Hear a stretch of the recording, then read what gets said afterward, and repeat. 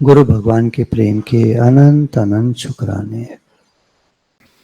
तो श्रीमद् भागवत जी से हमारा प्रकरण चल रहा है 11वां स्कंद, अध्याय 8, श्लोक 9।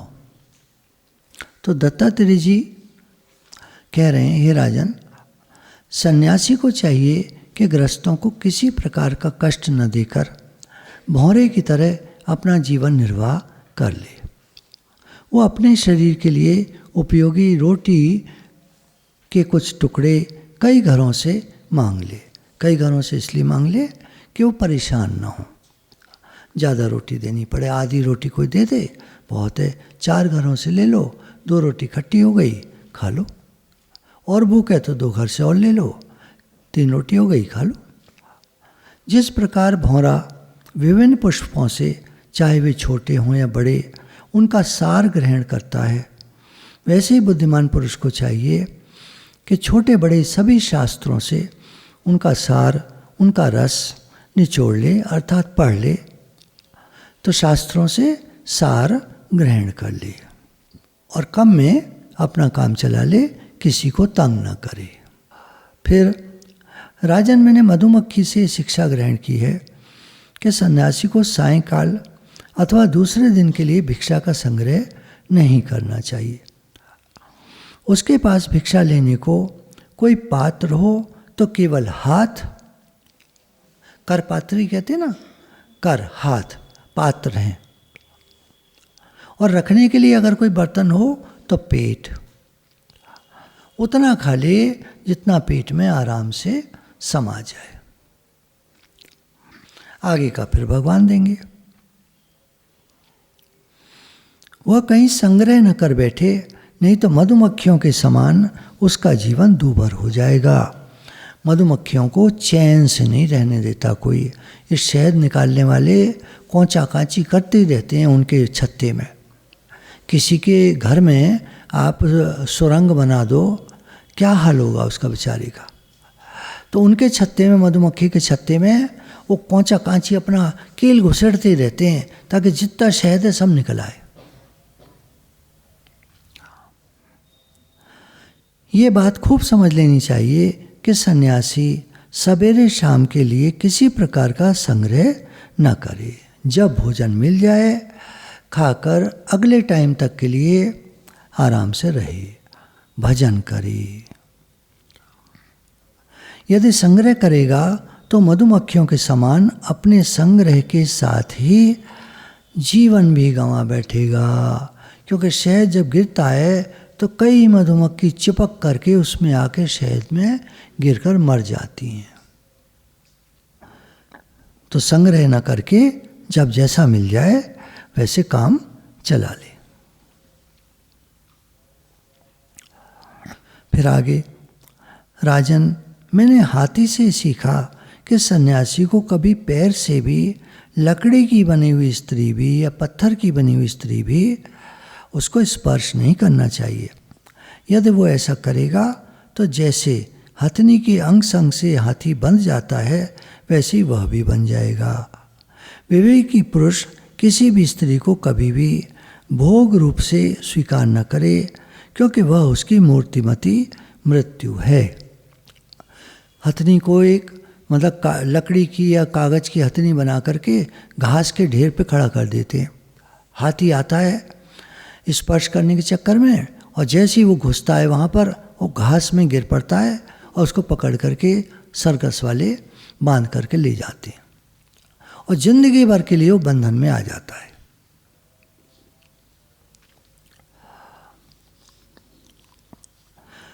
तो यदि सन्यासी इन बातों को स्वीकार करेगा तो हाथियों से हाथी की तरह अधिक बलवान अन्य पुरुषों के द्वारा मारा जाएगा।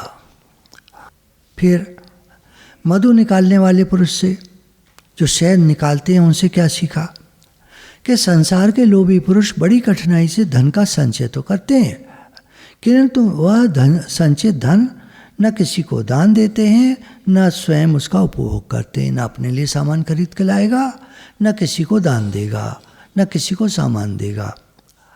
पैसा जमा करता रहेगा। चोर डाकुओं को पता चल जाता है, वो लूट ले जाते हैं, इनकम टैक्स की रेट पड़ जाती है, डॉक्टरों का चक्कर, वकीलों का चक्कर, इन्हीं में वो सारा पैसा उसका जाता रहता है। तो जैसे मधु निकालने वाला मधुमक्खियों के द्वारा संचित रस को निकाल ले जाता है, वैसे ही उनके संचित धन को उसकी टोह रखने वाला कोई दूसरा पुरुष निकाल ले जाता है।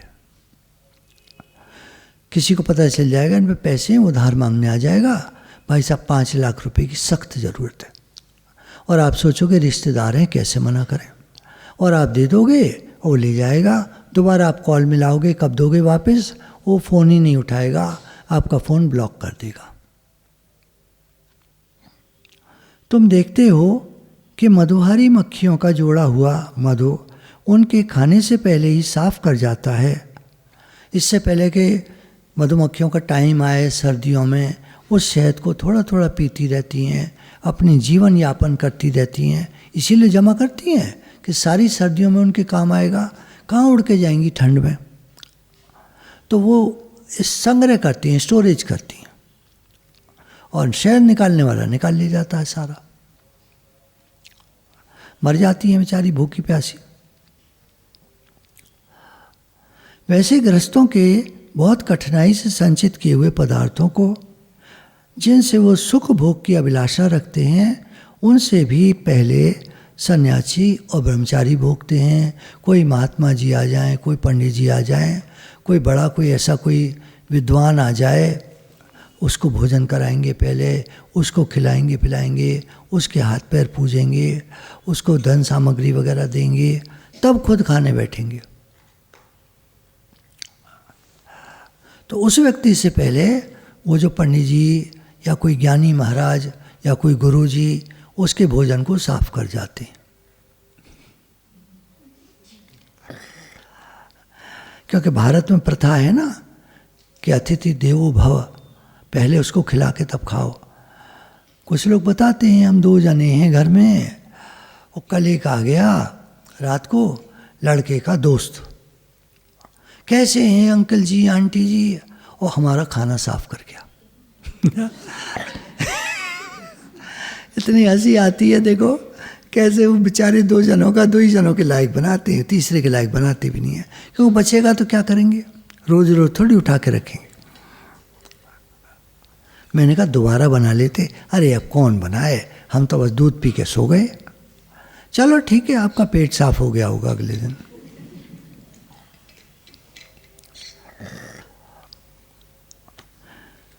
अब हिरण से क्या सीखा कि वनवासी सन्यासी को कभी विषय संबंधी गीत नहीं सुनने चाहिए। हिरण जैसे बांसुरी या वीणा या इस तरह का वादन सुनता है तो मंत्र मुग्ध होकर वहीं खड़ा रहता है, और बहेलिए का साथी पीछे से जाल डाल के उसको पकड़ लेता है। तो ऐसे ही सन्यासी या योगी कभी किसी गृहस्थी के चक्कर में न पड़े, उनकी वाणी, उनकी बीन न सुने। उनकी बीन क्या होती है, आशीर्वाद करो, हमारे घर में बीमारी है, हमारे घर में बुढ़ापा है, हमारे घर में फलाना बीमार है, आशीर्वाद करो।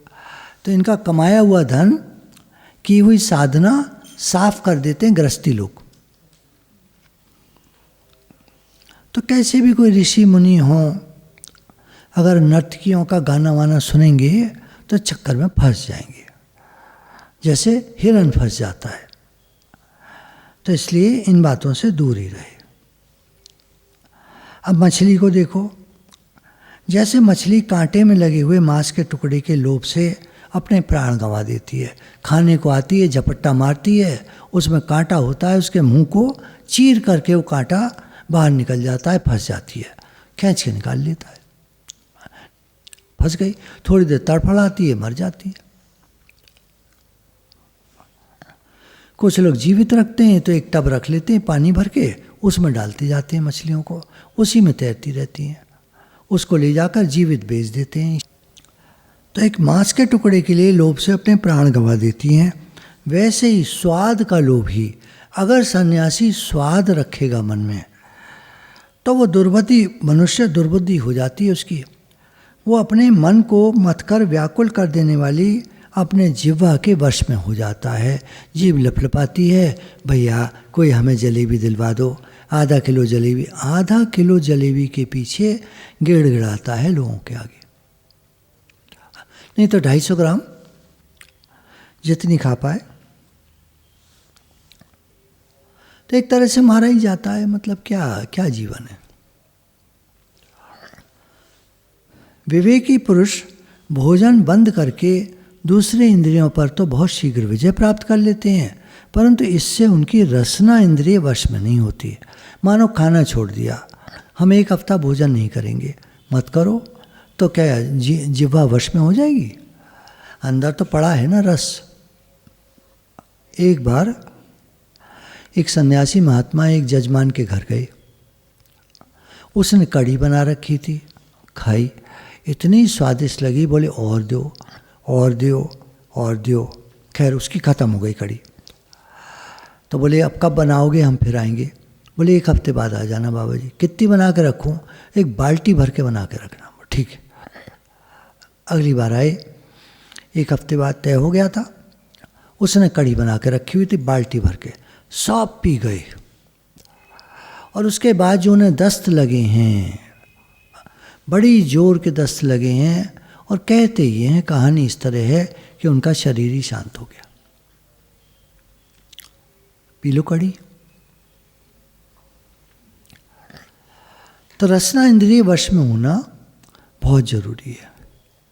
देखो हम लोगों को भी कोई चीज़ नुकसान करती है, हम लोग अवॉइड करते हैं ना, करते हैं भाई, इतना तो कंट्रोल रखना ही पड़ता है।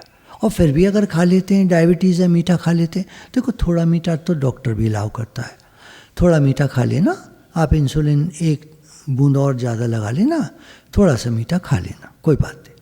चलो नहीं साहब थोड़े से कैसे होगा, तो फिर डायबिटीज़ बढ़ा लो। हाँ, फिर ऑर्गन्स खराब होने लगते हैं, फिर जल्दी मर जाओगे। कुछ लोगों की जीभ वश में नहीं होती, वो लोग खाने के चक्कर में ही जल्दी मर जाते। एक कहावत है, भूखा कोई नहीं मरता, सब खा खा के ही मरते हैं। एक कहावत है। भोजन बंद कर देने से तो इंद्रियां और प्रबल हो जाती हैं। मनुष्य और सब इंद्रियों पर विजय प्राप्त कर लेने पर भी तब तक जितेंद्रिय नहीं हो सकता जब तक रसनेन्द्रिय को अपने वश में नहीं कर लेता। जिह्वा का कंट्रोल करना कहते हैं सबसे मुश्किल है। मेरे ज़्यादा समझ में नहीं आ रहा ये, क्योंकि मुझे खाने पीने की ज़्यादा आदत नहीं है। मैं तो कम खाने में तो खुश रहता हूँ, हल्का मिल जाए, सादा मिल जाए, मैं खुश हूँ। अंदर की बात बता रहा हूँ। अब आप कुछ भी खिलाओ, मैं तो कहता हूँ सब खा लेता हूँ मैं। आप कुछ पूछा आप क्या खाएंगे, भैया सब खा लेते हैं। जो कुछ नहीं खाता वो तो सभी खा लेगा, जो सब कुछ खाता रहता है उसकी चॉइस बनती है। कल मैंने पनीर खा लिया था, परसों दम आलू खा लिया था, उससे पहले वो पालक पनीर खाया था। कल ऐसे करना तो मटर गोभी मटर आलू बना ले, मतलब कुछ भी कहेगा। अरे भाई जो खाता ही हल्का या जैसा मिल जाए तो फिर जैसा बना लेना, कुछ भी बना लेना, हम तो सब खा लेंगे। बताओ गलती बताओ इसमें। ऐसे है ना। तो जब तक रसनेन्द्रिय को वश में नहीं कर लेता, ये कह रहे हैं, तब तक, और यदि रसनेन्द्रिय को वश में कर लिया तब तो मानो सभी इंद्रियां वश में हो गईं। अब ये भागवत जी का, दत्तात्रेय जी का उपदेश है कि एक जिह्वा को किसी ने कंट्रोल कर लिया, उसकी सारी इंद्रियां कंट्रोल हो गईं। अब देखो ये कह रहे हैं, अब आप खोज ना करो अपनी। गुरु भगवान के प्रेम की अनंत अनंत शुक्राने हैं।